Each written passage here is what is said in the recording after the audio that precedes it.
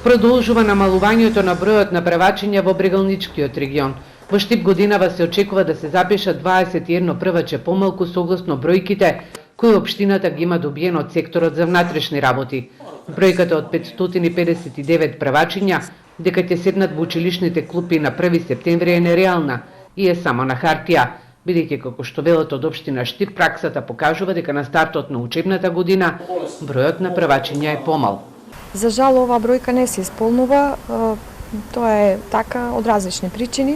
Едноставно се случува родителите да емигрираат некаде, да отидат или во друг град или да ги запишат децата во друг град во Македонија или пак некаде во странство. Проблеми понатаму останува непочитувањето на реонизацијата, која налага родителите да ги запишат своите деца во најблиското училиште, според адресата на живење.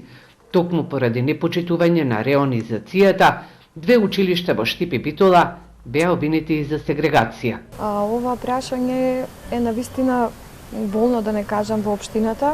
Го знаете и проблемот со сегрегацијата кој што се случи. Меѓутоа се надевам дека оваа година ќе има почитување на реонизацијата комплетно и дека сите ученици ќе бидат запишани онаму каде што припаѓаат според реонот во кој живеат. Изминатите години во источниот регион се затворија и неколку подречни училишта во руралните средини.